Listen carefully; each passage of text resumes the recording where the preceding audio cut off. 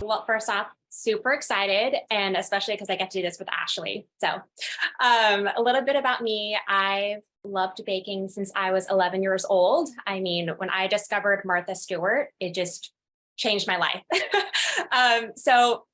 Like a lot of you, I just loved baking for friends and family. I'm a huge people pleaser. So I think just being able to see the joy on people's faces from, what I've created, it just really made my day. I eventually started selling cakes my freshman year of college. And then through many transitions career-wise, I ended up doing it full time and specialized in wedding cakes. So that's a little bit about me. Awesome. Ashley? Hello, everybody, and thank you for having me. I'm excited to be here. A little bit about myself. I started baking probably when I was like a kid with my Nana. That was like where I got all my inspiration from, visiting her and baking in the kitchen. And from there, my first food service job was at In-N-Out Burger. So, it's like always fast paced and multitasking. From there, I went to culinary school and actually did the culinary program.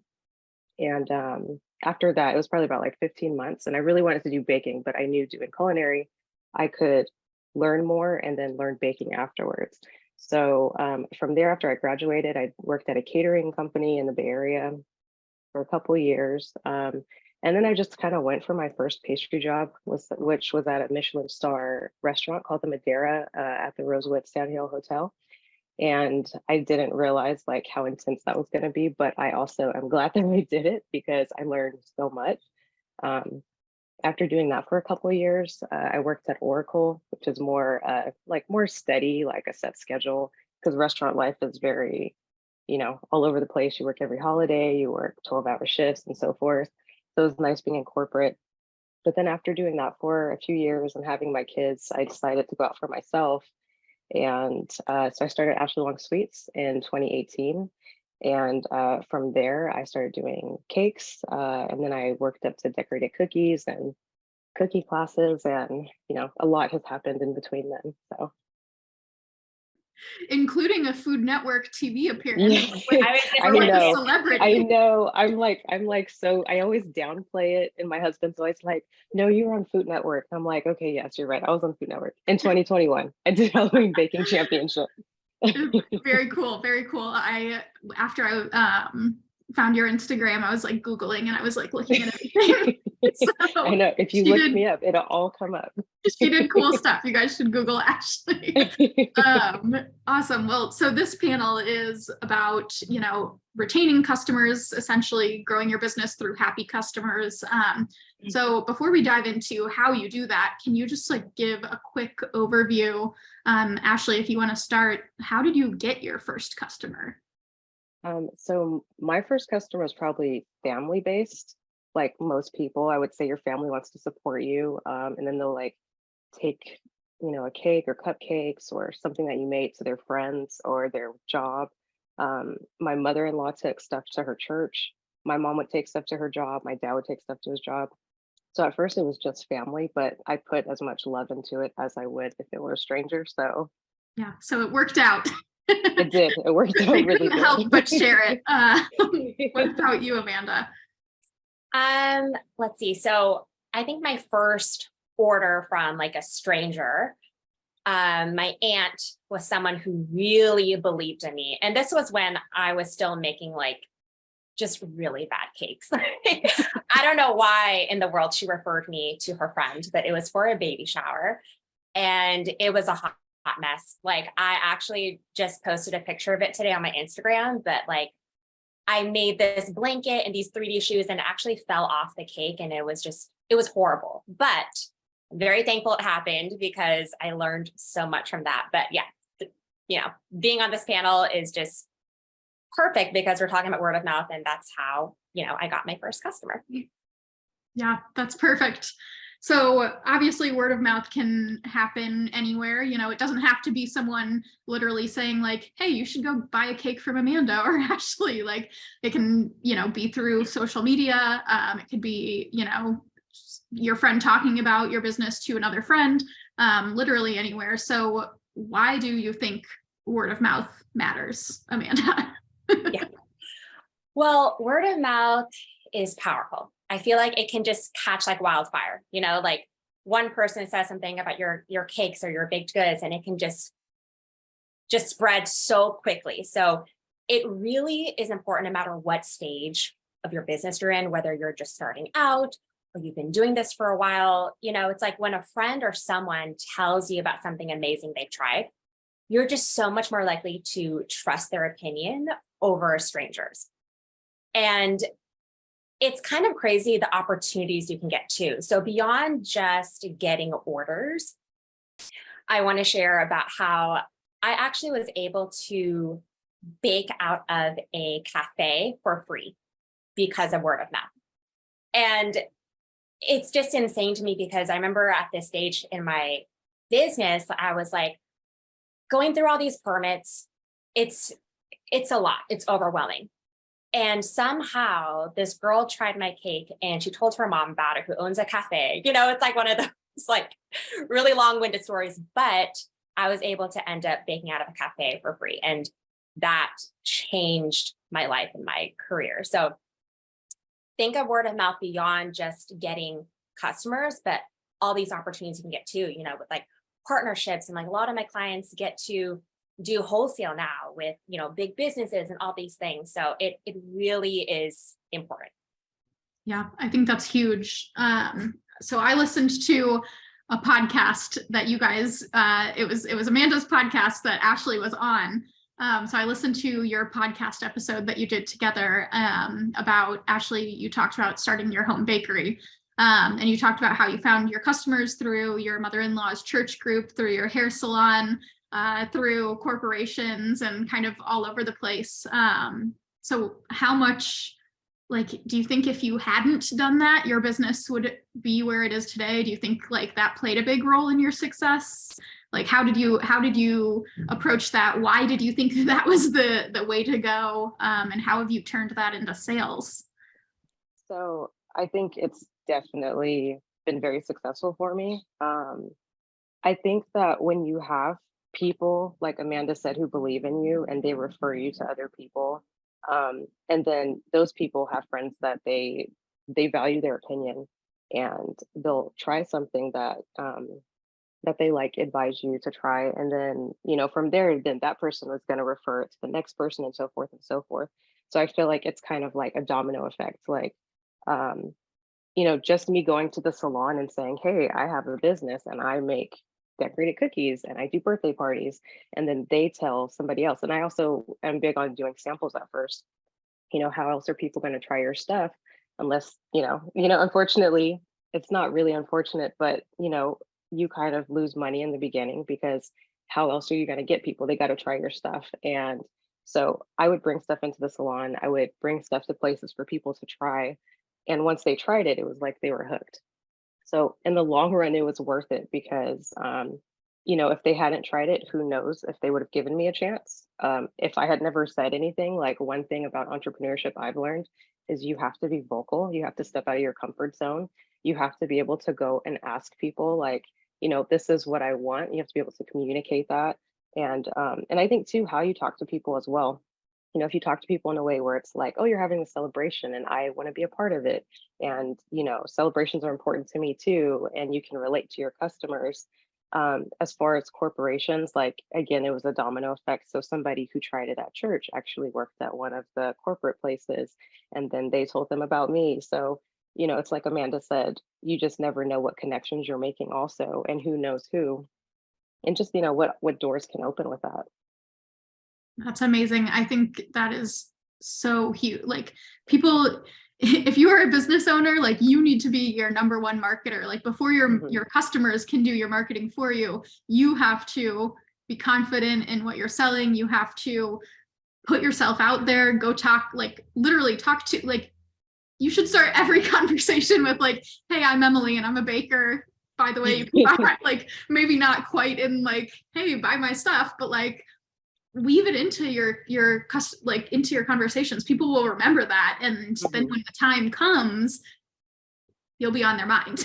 Yeah, exactly. I've gone to the store and I'm buying a lot of chocolate. They're like, oh, what are you making? And I'm like, oh, well, I have my own baking business and this is what I do. And then I give them a business card. And at first it feels kind of weird. Like you're like, oh, I don't want to just give people stuff. And, it just kind of feels uncomfortable at first. But then after a while, you realize, well, I'm not doing this because I'm trying to get like an ego stroke. I'm doing it because I want people to know who I am and I want to connect with people. And, you never know, this person might need a cake like in a month or two. So.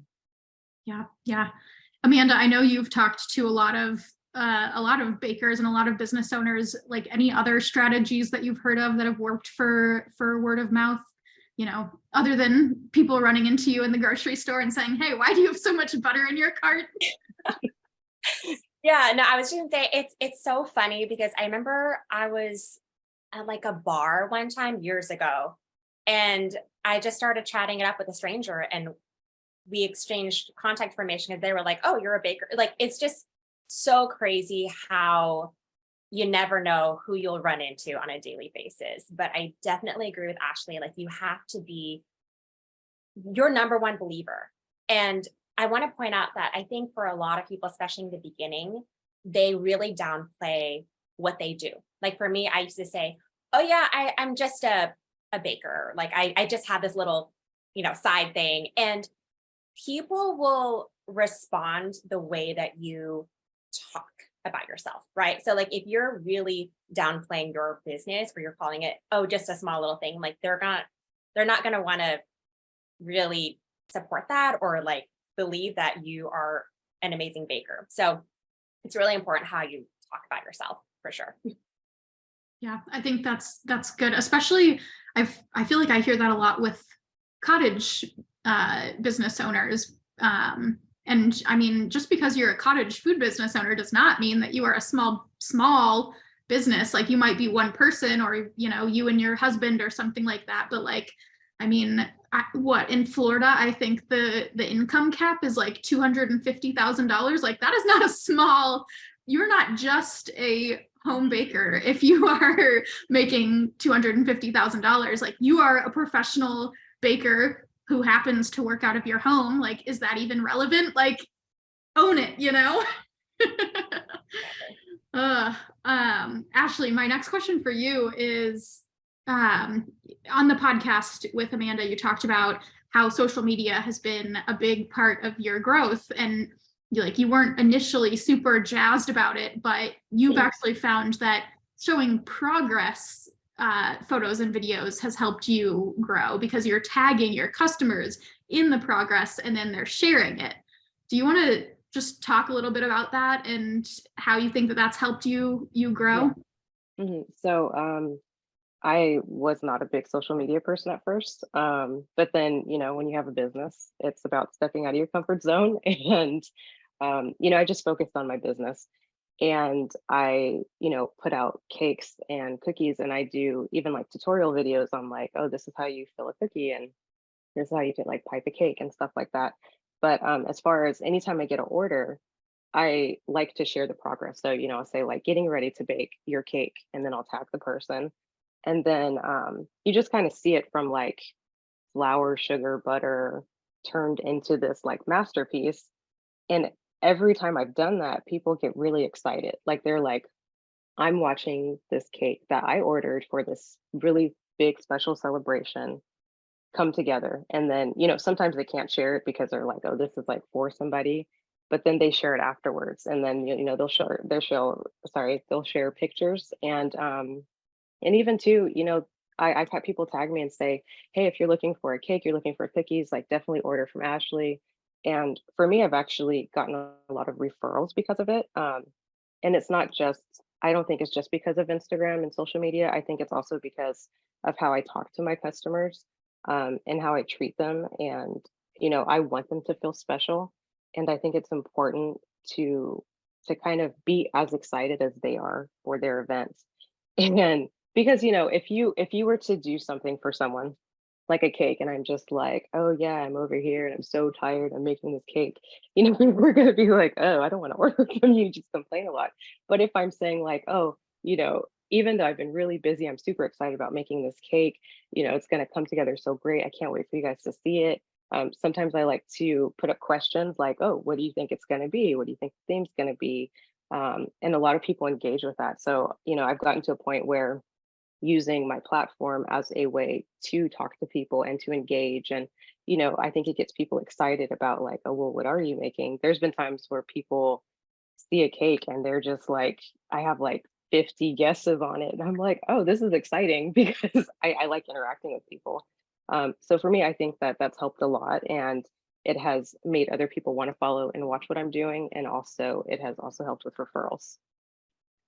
I think that's really smart. The like, showing previews and getting people beyond just the person who the cake or whatever the order is for, getting them involved. There's an influencer who I follow who will post like really close up images, like super zoomed in. You cannot tell at all whatever it is that she's posting is. And she's like, is this a lemon, a potato chip, or a wrapper of a bar of chocolate or something? And like, it's always whatever you would not have guessed it was, but like, it's just fun. Like, is that going to make her a sale or something? Like, no, but like, it's fun and it gets people excited and it makes them want to see what's next, which is something that you couldn't sell them. Yeah, exactly. Like you can end it with like, if you're looking, to celebrate your baby's first birthday or a baby shower, bridal shower, like any type of celebration, then you can say like, I'd love to be a part of it. Let me know. Can't wait to hear from you, like stuff like that. Yeah, that's great. Amanda, I'm curious, since you are constantly helping people with their Instagrams and just their marketing in general, have you seen any good examples of people, the ways that people are using marketing to get customers to keep coming back, whether that's like a full-blown loyalty program or just like an easy like, hey, here's a coupon, or there's a million different things you can do. I'm curious if you have any good examples of ways to keep customers coming back. Well, I on a daily basis am studying so many bakers and working with bakers too. So I've actually noticed that there are a few like core values that a lot of bakers are focusing on when it comes to marketing. So I kind of made like a list, but there's 3 that I've noticed where it's creating a brand and consistency, then being transparent and education, and then building a community. So I'll just touch on all 3 really quickly. But number 1, branding. Jenna Rae Cakes. If you guys don't know who Jenna Rae Cakes is, amazing bakery in Canada. If you just take a look at her Instagram, like she's got branding down, not just visually, but I feel like they do such a good job of really attracting people with the same interests. And one thing that I really love is not only that they're consistent with their colors and their themes and their posting, but they actually create events that are annual that get people really excited about them. So for example, they have an annual Harry Potter Day, which is so fun. Like they have, everything Harry Potter themed. And I think that gets people really excited because they're wondering, oh my gosh, next year, what are they going to do? The next one is transparency and education. And the one bakery that I think of is Butter and in San Francisco, California. They are amazing at being so transparent about, how they source their ingredients, how they treat their employees, the behind the scenes work that goes into their flavor and product creation. And I think that has really helped attract ideal customers who want to see more of that and want to support a company that shares similar values. And then building a community. I think of Ashley. I mean, she's just incredible at how she's used, her platform to really build a community through, whether that's tagging customers in her stories. One thing that I love that she does is she loves horror films. I absolutely cannot. I'm so scared, but she'll post like little boomerangs or videos of like, this is the movie I'm watching tonight. And I'm just like, I can't watch, but I want to see what you're baking. And I think that's just so brilliant because, it goes beyond just selling cakes. And I think nowadays, like using social media, people want that transparency. People want to feel connected. So it's not just about sharing, like buy my cake and here's a sale and all of that. Like you have to create engagement. And I think Ashley's just doing a wonderful job with that. So again, the three that I've noticed in terms of core values on social media are: number one, creating a brand and being consistent. Number two, being transparent and educating your followers. Number three, building a community and really engaging with them. I think that's awesome. Those are all great and super great examples. I just put links to those three that Amanda just shared. So check them out. Love the shout out for Ashley. I know. Thank you, Amanda. You're so sweet. And you know what? A quick shout out to Amanda, because I wouldn't even be here if she didn't name drop me. So thank you, Amanda, because you're awesome too. Yes, thank you, Amanda. So I have a question for both of you. Obviously, we talked about how it's so much easier to keep customers coming back than it is to try to find a new customer every time you need to make a sale. What do you think is the best way to keep customers coming back? Ashley, maybe do you want to start? Sure. I am going to go back to customer service on this. I think customer service is huge. I think that you can go above and beyond for people without, or while having boundaries, while not allowing people to take advantage of you. I think customer service is so big, and maybe because, like when you go to In-N-Out, the first thing they do is they greet you. Hi, how are you? So for me, it's kind of like embedded in me because I was there for so long. But I think that that when you talk to people, again, I know I keep like reiterating this, but it really matters how you talk to people. If you are excited about their events, if you are patient with them, I've had customers who email back and forth and they'll say, "Oh, I'm so sorry to take up your time," and I'm like, "No, you're not bothering me at all. You're paying a lot of money for what you're getting, and I want to make sure I'm giving you exactly what you want, exactly what you ordered, because that's important to me to make my customers happy." And I don't feel like you're doing that in a way where you're getting taken advantage of if you're kind of going above and beyond. I think it's just really taking care of your customers, and when your customers feel taken care of, then they want to send you to other people. They want to send you to their friends and their family. I've had so many referrals from people who they'll email me or they'll message me and they'll say, "Oh, this person referred me and you come highly recommended." And, I've had people tell me, you like, if there's any issues, you always know how to fix it. And I think that's another thing too, is, sometimes I think we can get frustrated with customers if it's like, oh, they're complaining about this. But then if you take a step back and you say, okay, well, what could I do to fix this problem? Not getting your ego involved in it at all, but how do I get this customer to come back? Like an example that I have is I did a cake one time and I stayed up to like 4 o'clock in the morning doing this cake and I finished it and I was like, something's missing on here. Like I wasn't happy with it. And, because I tagged my customers and stuff, she was up and she was like, something's missing in it. And I was like, oh no. Like, but then I felt like, well, but I felt like that already. So how can I fix this? So instead of saying like, okay, well, it's too late, I'm not going to do anything, it is what it is. I was actually like, what if we added flowers to it? And so then, like 4 hours later, I went to the store, got some flowers that matched the cake, and I put it on there. And when I delivered it to her, she just started crying. Like she's like, "Oh my God, this is so beautiful. Thank you so much. Like it looks amazing." So I think being able to talk to your customers in a way where you can fix a problem, because everything is not always smooth. Like sometimes hiccups happen and you have to be able to think on your feet, but think on your feet in a way where it's not going to hurt you or your business. It's actually going to like, it's a learning curve that you get. Like from that point on, I was like, okay, I'm going to be more specific with my customers and say, okay, so this is exactly how you want, this is what I recommend, this is what I don't recommend. So I look at every situation like that as a takeaway, as a learning experience as to what I will or won't do next time. And that has actually just been really good for me. Like, I've had a couple mess ups before where I wrote the wrong name on a cookie. I was like, I don't know how I did that. Like, I think I misspelled it. And I just refunded her for that amount of cookies that she got, because it's important to me that my customer is happy. And my customers always tell me that I'm really easy to work with and they just appreciate everything that I give them.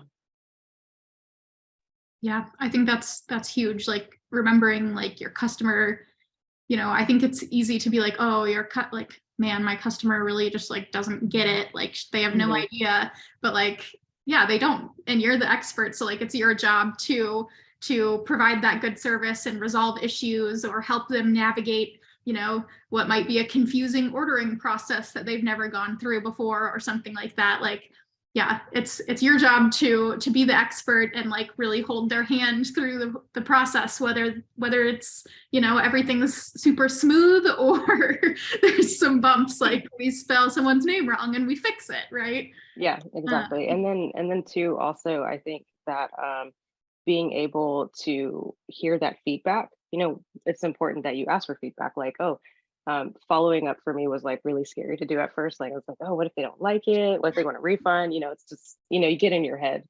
And then after a while I realized like, no, this is important because, maybe it could use more flavoring or something like that. But for me, I would say for the most part, the feedback I get is like, thanks so much for checking in. Thank you for doing this event. It meant so much to us. So even just checking in with your customers is really huge because they're like, oh, you took the time to think about me and ask how my event went. And that too will also bring customers back. Yeah, absolutely. I know we're running up on time. So Amanda, I've got one last question for you. How do you think that marketing creates loyalty? What is the opportunity there for our audience to use, whatever marketing channel they use, whether it's social media, email, something else, to build that loyalty and like even make their own, stitched together loyalty program? Yeah, I think sometimes people like to overcomplicate things, but you really don't need like a fancy tool or fancy program. I think it's really about being consistent and showing up no matter what marketing platform you're using. It just really helps you be top of mind. It helps you build trust with your followers and customers. And I think sharing a little bit about like behind the scenes and the care and the quality that you're putting into your work, it is able to really humanize your brand. Like people are able to, again, connect deeper and beyond just the food that you're creating. And I think that's what helps you get those loyal, raving repeat customers that want to continue supporting you. Yeah, I think that's huge. And Amanda put together a really good guide for some, places, ideas, businesses that you can use to kind of generate that word of mouth, maybe places to bring samples or, just start building those relationships with people who can be good sources of referral for you, which actually we'll touch more on in our next session with Rachel in just a minute. This 30 minutes truly flew by, so we're hitting up on time. Any final words of advice or tips or any last comments for our audience, Ashley or Amanda? A word of advice I would say is to keep stepping out of your comfort zone. If you're uncomfortable, keep doing it. Don't be scared. It's like every step is scary, but you can do it. You got this. And yeah, that's my advice. You do got this. What about you, Amanda? Any last words? One tip that I want to share is, especially when you're starting out, even if you're just selling to friends and family, make like a spreadsheet and write down notes about each order. And that's something that I really enjoy doing because I would be like, okay, Ashley ordered a birthday cake for her 6-year-old daughter.